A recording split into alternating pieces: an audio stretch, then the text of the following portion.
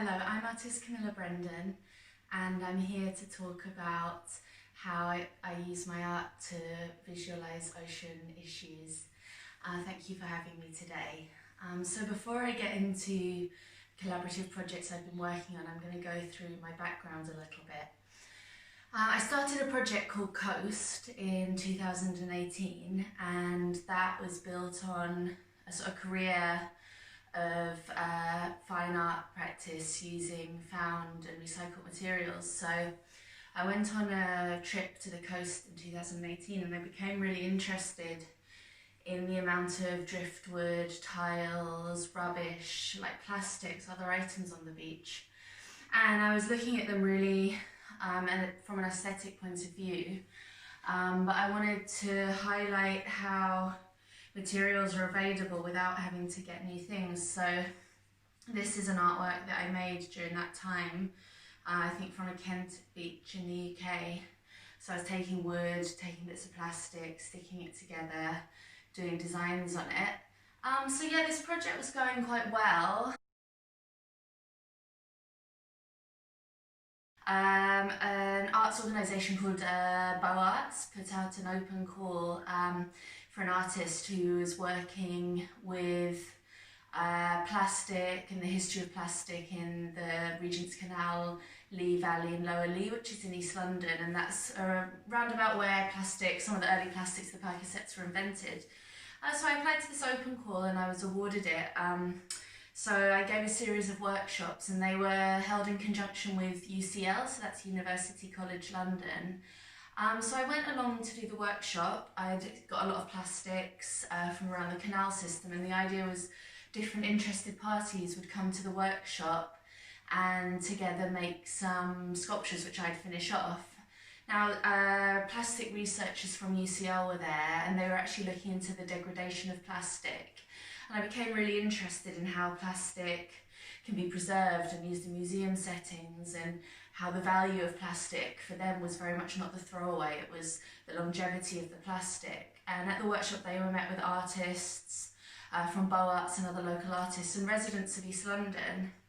And it was really interesting because everyone worked together, talked about their experience of plastic, their experience as a consumer, and ways to maybe change the way we consume.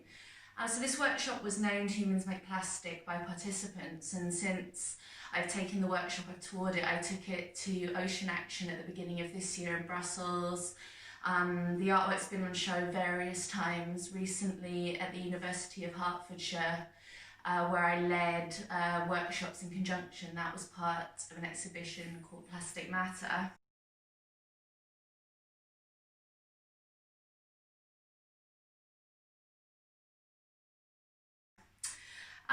So this experience made me realise how powerful working between disciplines was, and how I'm able to make things which are visually intriguing and stunning, and how I have the power to convey more serious messages through my artwork. So I realised that I really wanted to start working with scientists, and my areas of interest were coastal and plastics, and coming more and more interested with canals and rivers as well.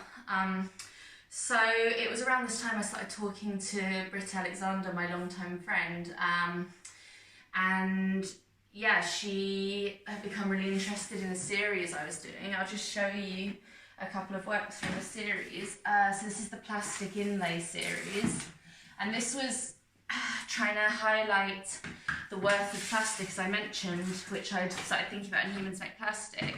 So this is the Plastic Inlay series.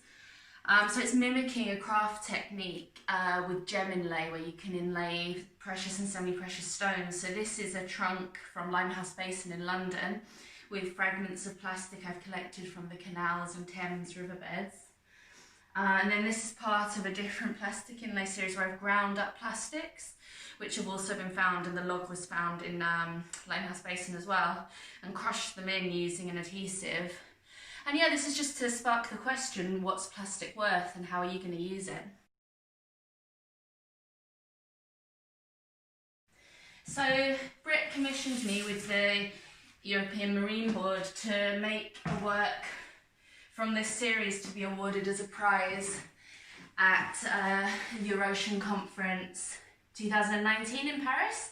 And this was the first time I'd ever been to a conference like that. I met policymakers, I met scientists, I went to talks, you know, so I learned more and more about issues affecting the ocean, and something that Britt had been telling me, I realised plastic's a gateway to other ocean issues.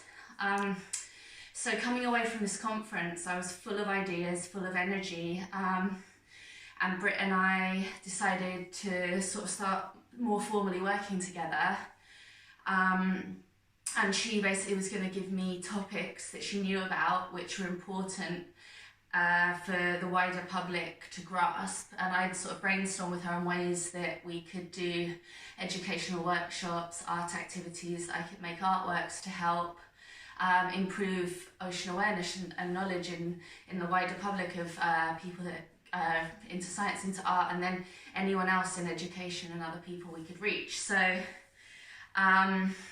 we decided to start working with phytoplankton.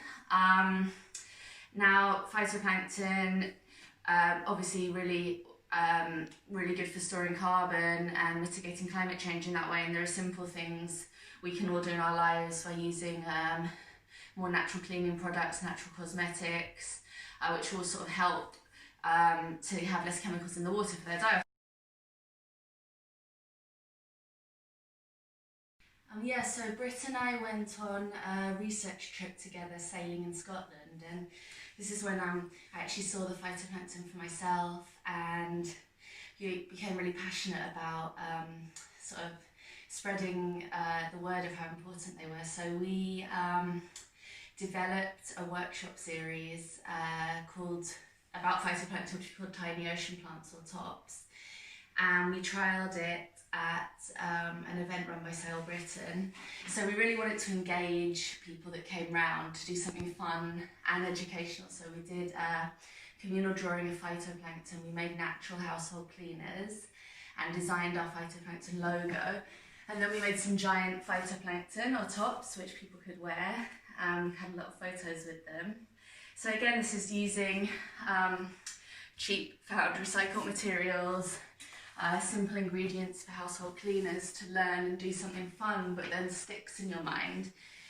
And I'm taking this project on next year with Kensington and Chelsea, the borough where I live, to do a larger series of workshops with families and to make an open air exhibition with phytoplankton sculpture by the Union Canal.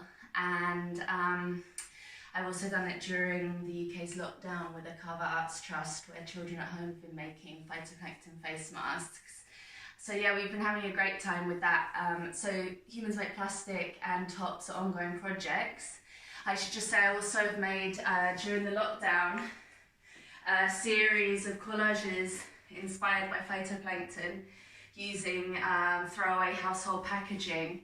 And as someone who's more conscious about consuming this, I was just shocked when I stayed at home at how much gets thrown away. So I made these in support of Thames 21, who work to help preserve the water quality within the M25 in the London region. And they do training and courses, so I've done a waterway cleanup course with them. So they're a really great charity working with the community. Now, through them, I met another group called the Lower Regents Coalition, and this autumn just gone, I curated a series of Humans Make Plastic events for the festival with the Lower Regents Coalition at Chisenhale Studios, which is the studio where I developed the gem inlay works. So that was in East London. And we were able to do Humans Make Plastic workshops online as well.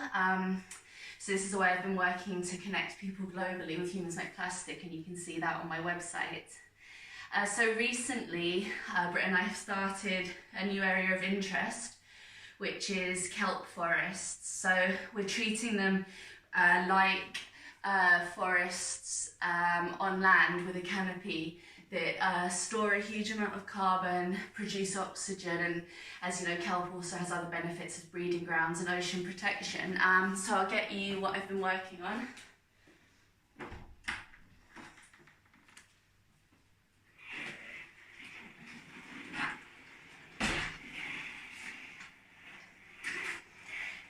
so here we have a maquette or a miniature sculptural version of what we're making, which is the forest canopy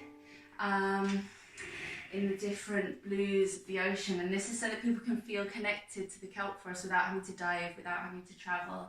We've got the fishing rope, which I've collected off beaches, plastic bottles with spider plants, so that if people have these small maquettes or smaller sculptures, they're constantly reminded of the carbon store and oxygen production of plant life. And yeah, we were going to make a giant kelp forest connectable in sections to tour when COVID restrictions allow. And this is the next phase of our project. Yeah, so I hope you've enjoyed my talk.